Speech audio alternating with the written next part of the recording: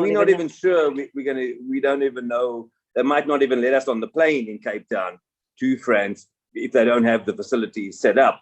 So, then we really are stuck here, because I know that we have friends here as well that were booked via Delta to Atlanta, and Delta is telling them they actually got an email that only US citizens are allowed on that flight. As Canadians, there's no direct flight from anywhere in South Africa. We don't have a choice. We have to go via Europe. Frankfurt apparently will take Canadians. And as from what we got from Air France, as long as we double vaccinated, have the PCR test and an antigen test, it sounds like they will let us go to Paris and be in transit. But the problem is, if we get there we can't get a PCR test, then what's the point of being in Paris? Because then we're going to sit in the airport for who knows how long, because we won't be able to leave the airport.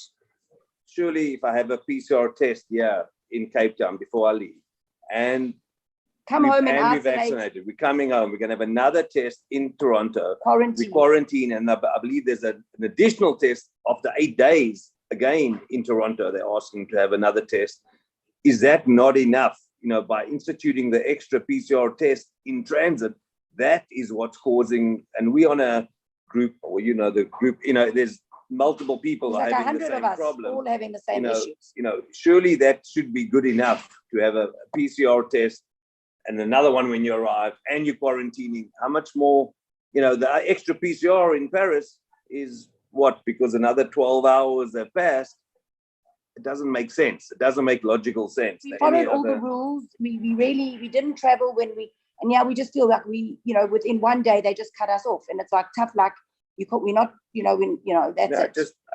It just doesn't seem to be the logic. There's no logic in requiring an additional PCR test in your city that you're transiting through. That's, if they took that away, we could maybe find. It looks like we can get there, us and other people. I know the US back to the US flights, that they were told that until about 2 weeks' time before they would look at taking Canadians on their flights. They said for the first 2 weeks until December 12th, they are looking at US citizens only on the US flights coming out of South Africa. I've got my two kids are at home.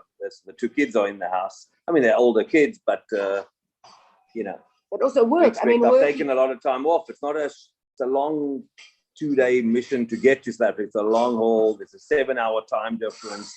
It's hard to work from here because of the time difference. And so you can't come here for a week or 10 days. Your flying is 4 or 5 days, basically both ways. So I normally, when I come here, we normally, you need a 2.5 week period. And basically that's where we're at now. If I have to add on another week or 2 or 3, it's a real problem.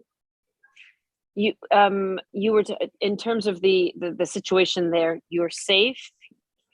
How are you feeling about the measures in place in South Africa otherwise? Yes. For your health? Honestly, people are really trying their best here, and it's very similar to Toronto, that everyone, you walk into a shop, you walk into a mall, you're wearing a mask. There's actually, in some ways, it's actually more so. They have a lot of, every time you walk into a store, there's a foot-operated hand sanitizer, or somebody standing there and spraying your hands for you.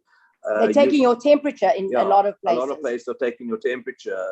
And even outside, we could walk outside without a mask. Yeah, you cannot walk outside without a mask, even outside. So they do.